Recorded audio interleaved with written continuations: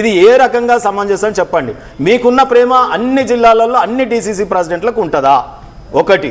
రెండోది, బీజేపీ ప్రతినిధిగా మాట్లాడతారు కాబట్టి ఇందాక బొల్లమల్లయ్య గారు అడిగినట్టుగా బొల్లమల్లయ్య గారు లేదు మీరు చేయడం మూలంగానే ఈ సమస్య వచ్చిందని అంటున్నారు వాళ్ళు. అక్కడ ఏం చేసినాం? మీరు ఎక్కడ సహకరించలేదు. బీజేపీ రాజ్యాంగ సవరణ చేస్తే ఈ సమస్య ఉండేది కాదు, లేదంటే షెడ్యూల్ 9 లో పెట్టిన ఈ సమస్య ఉండేది కాదు. చక్కగా చెప్పినారు. నేను ఈ రోజు ఆ రెండు పార్టీలకు చెప్తా ఉన్నా, ప్రెసిడెంట్ అంటే గవర్నర్ అంటే ఓ గాంధీ భవన్ క్లబ్ తెలంగాణ భవన్ కాదు.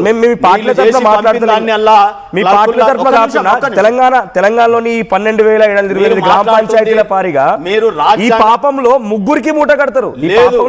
రాజ్యాంగపరమైనటువంటి వ్యవస్థ పాపం రాష్ట్రపతిని గవర్నర్ని మీరు సుప్రీంకోర్టుని చాలా తక్కువ అంచనా వేస్తా ఉన్నారు. వ్యవస్థలో ఈ బాధ్యత కలిగినటువంటి కాన్స్టిట్యూషన్ ని పరిరక్షించాల్సినటువంటి సంస్థలు ఈ వ్యవస్థలో రేవంత్ రెడ్డి గారు ఒక ఫైల్ పంపితే ప్రెసిడెంట్ గారు క్లర్క్ లాగా గుమస్తలాగా సంతకం పెట్టి పంపుతారని ఎక్స్పెక్ట్ చేస్తురా?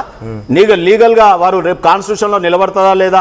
ప్రెసిడెంట్ గారు సంతకం పెట్టినాక, గవర్నర్ గారు సంతకం పెట్టినాక రేపు సుప్రీంకోర్టులో నిలబడకపోతే వారు ఏ రకమైన జవాబు చెప్తారు? రాజ్యాంగ పరిరక్షణ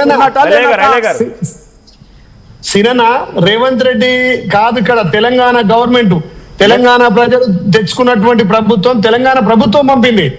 అది తెలంగాణ ప్రజల కోసం. తెలంగాణలో అసెంబ్లీలో బిల్లు చేసి చట్టం ద్వారా ఇవాళ గవర్నర్ పంపినాం.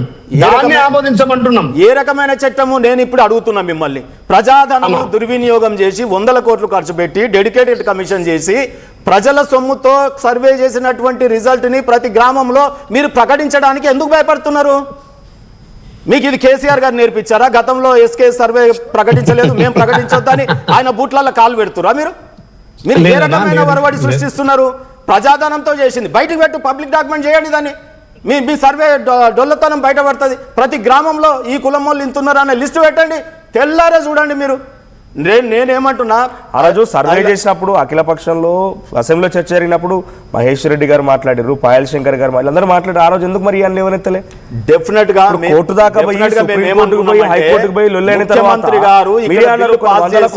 ఇక్కడ బిల్లు పాస్ చేసి అఖిలపక్ష ఫ్లోర్ లీడర్లను తీసుకొని ప్రధానమంత్రిని కలుస్తారు అనుకున్నా. అట్లా అనుకోని మేము చేసిన ప్రధానమంత్రి టైం ఇస్తున్నా. అరే మీరు ఒక లెటర్ రాసిరా?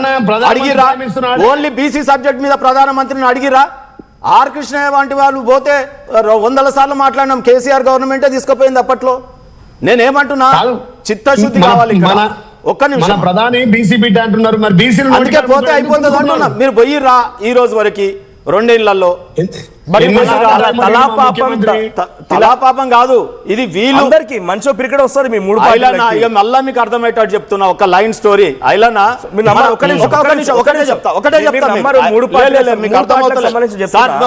క్షేత్రస్థాయిలో ప్రతినిధుల నుంచి నామినేషన్ వేసేటువంటి మొదటి ఫేజ్ దగ్గరికి పోయి చూస్తే, ఒక నిమిషం, ఒక్కటే సెకండ్, బీసీలు వచ్చిన దగ్గర మీరు అన్నట్టు ఇందాక బిర్లే గారు ఒకవేళ అవకాశం ఉంటే వాళ్ళు ముందుబడి వస్తా అంటే మేము పోటీ చేయిస్తాం, వాళ్ళకి అవకాశం ఇస్తాం అంటున్నారు కదా.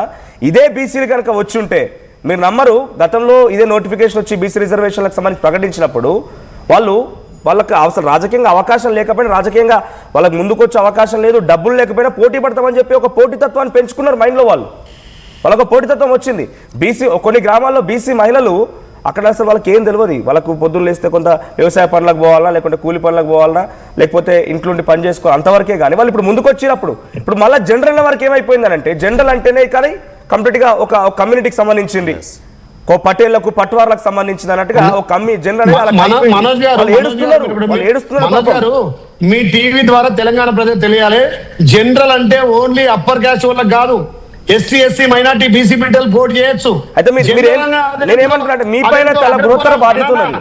మనోజ్ గారు మీరు మీ ఆర్టీ ద్వారా తెలంగాణ ప్రజలు తెలవాలి, తెలంగాణ ఎస్సీ ఎస్సీ బీసీ బిడ్డలు తెలవాలి.